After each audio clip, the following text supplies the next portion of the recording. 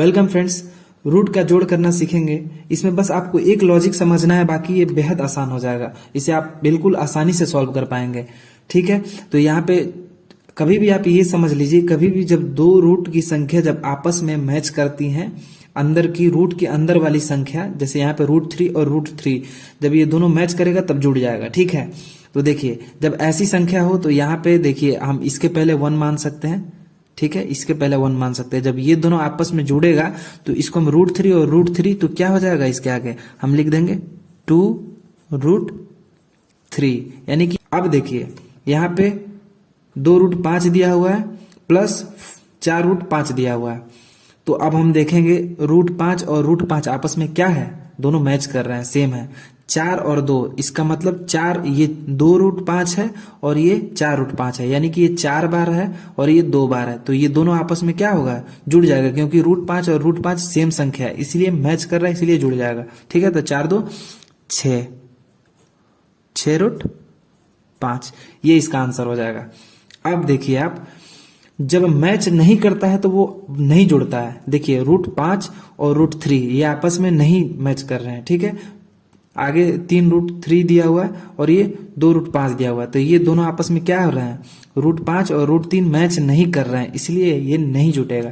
क्योंकि तो अलग अलग है तो नहीं जुटेगा। तो इसको हम सेम वैसे ही लिख देंगे जैसे है, प्लस 3√3। अब आपको लॉजिक समझ में आ गया होगा। ठीक है, ठीक इसी तरह से ये सॉल्व दिया हुआ है। इसे आप अभी कॉपी में नोट डाउन करिए और इन तीनों को सॉल्व करिए, और जब मैं सॉल्व करता हूं उससे आप मैच करिएगा। वीडियो पॉज कर लीजिए और इसे सॉल्व करिए, फिर मेरे उत्तर से आप मैच करिएगा। ठीक है, तो चलिए देखते हैं। देखिए यहाँ पे इसके आगे 1 है, 1 √5 है और ये √5 है। जब कुछ नहीं दिया हुआ तो इसके आगे 1 1 मान लेंगे। ठीक है, तो √5 और √5 आपस में क्या हो जाएंगे, जुड़ जाएंगे, तो 2√5 हो जाएगा। आपका उम्मीद करता हूं कि आंसर जरूर मैच किया होगा।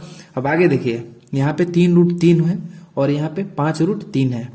तो ये 5√3 और ये 3√3 आपस में क्या हो जाएंगे, जुड़ जाएंगे, तो कितने हो जाएंगे, 5 3 8√3 हो जाएंगे।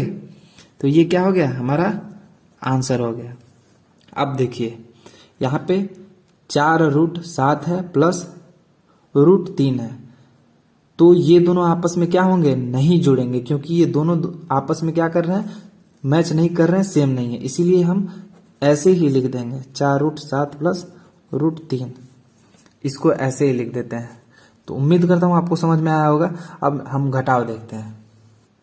अब देखिए रूट के घटाव को बहुत ही लॉजिकली आपको समझना है। ठीक है, अब यहाँ पे √2 दिया हुआ है और √2 दिया हुआ है, √2 में से √2 घटाना है। यहाँ पे 1 और यहाँ पे 1 है। ठीक है, ये दोनों आपस में जब घटेंगे, यानी कि x में से x गया या फिर 4 में से 4 गया तो क्या होता है, 0 होता है। उसी तरीके से ये सेम है, तो सेम जब घटेगा तो क्या होगा, 0 हो जाएगा। आपको समझ में आ गया रूट का घटाव। अब देखिए 4√5 है माइनस 2√5 है, तो ये 2 है और ये 4 है, तो 4 में से 2√5 गया, कितना हुआ, 2√5 घट जाएगा। ठीक है, क्योंकि दोनों का रूट का अंदर वाला क्या है, सेम है, इसलिए घट जाएगा। अब देखिए 7√2 है और माइनस 5√3 है, तो यहाँ पे √2 अलग है और √3 अलग है, तो ये दोनों मैच नहीं कर रहे हैं, सेम नहीं है। तो जब सेम नहीं है तो ये आपस में नहीं घटेगा। तो 7√2 माइनस 5√3 बराबर के बाद हम सेम वैसे ही आंसर लिख लेंगे, जैसा है वही रहेगा। ठीक है, अब इन तीनों क्वेश्चंस को आपको सॉल्व करना है, सेम इसी बेसिस पे है। अभी मैं बताऊंगा, उससे पहले आप स्क्रीन पॉज करके आप इसे सॉल्व करिए, उसके बाद मेरे आंसर से मैच करिएगा। ओके, तो चलिए हम देखते हैं इसका उत्तर। √3 में से √3 गया, 1 1 है दोनों, तो दोनों आपस में घटेगा तो क्या हो जाएगा, 0 हो जाएगा। अब देखिए 7√3 है माइनस 2√3 है, तो √3 और √3 आपस में क्या है, सेम है, तो 7 में से 2√3 गया, कितना बचा, 5√3। ये हमारा आंसर हो गया। शायद आपका आंसर मैच किया होगा। यदि इतना आंसर आ गया है तो आप एकदम समझ गए हैं कि आपको इसे कैसे सॉल्व करना है। ठीक है, अब देखिए 2√3 माइनस 2√2 है, तो जब ये दोनों आपस में घटाएंगे तो नहीं घटेगा, क्योंकि ये दोनों सेम नहीं है, रूट के अंदर वाला हिस्सा। ठीक है, तो उसे हम वैसे ही लिख देंगे, यही हमारा आंसर हो जाएगा। ठीक है, उम्मीद करता हूं आपको समझ में आ गया होगा। यदि आप यदि आपको रूट का गुणा और रूट का भाग सीखना है तो नेक्स्ट वीडियो में आप सीख लीजिएगा। ठीक है।